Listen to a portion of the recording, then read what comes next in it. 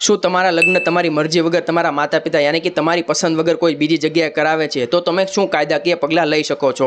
અને કાયદો અને બંધારણ બંને તમારી સાથે છે. તો આર્ટિકલ 21 એવું કહે છે કે તમારી પસંદથી તમારે લગ્ન કરવાનો તમારે પૂરેપૂરો અધિકાર છે, એટલે કે પર્સનલ લિબર્ટીનો અધિકાર છે. અને જો તેવું ન થાય તો તે પર્સનલ લિબર્ટી કા અધિકારનો ઉલ્લંઘન ગણવામાં આવે છે. અને આર્ટિકલ 19 ક્લોઝ 1 અને સબ ક્લોઝ એ મુજબ એ કહેવામાં આવે છે કે તમારે તમારી સંમતિ રજૂ કરવાનો પૂરેપૂરો અધિકાર છે. અને જો તેવું ન થાય તો તે આર્ટિકલ 19 નો ઉલ્લંઘન ગણવામાં આવે છે. અને જો તમારી ઉંમર 18 વર્ષ કરતાં ઓછી હોય તો prohibition of child marriage act 2006 હેઠળ તમારા લગ્ન વોઇડ પણ કરાવી શકાય છે. પરંતુ જો તમારી ઉંમર 18 વર્ષ કરતાં વધુ હોય તો તમે તમારા માતા પિતા સમક્ષ સીધી એફઆઈઆર કરાવી શકો છો. ભારતીય ન્યાય સંહિતાની સેક્શન 87 સમક્ષ તમે તમારા માતા પિતા સમક્ષ સીધી એફઆઈઆર કરાવી શકો છો. અને હાઈકોર્ટમાં હેબિયસ કોર્પસની રીટ પિટિશન પણ દાખલ કરાવી શકો છો. એટલે જ સુપ્રીમ કોર્ટે Lata Singh versus states of યુપીના કેસમાં કહ્યું છે કે લગ્નનો નિર્ણય કરવાનો અધિકાર પૂરેપૂરો તે વ્યક્તિ ઉપર જ હોવો જોઈએ. તેના માટે અગર જો તે લગ્ન પસંદગી વગર તમારા લગ્ન બીજી જગ્યાએ કરવામાં આવે છે તો તમે તમારા માતા પિતા સમક્ષ લીગલ એક્શન પણ લઈ શકો છો.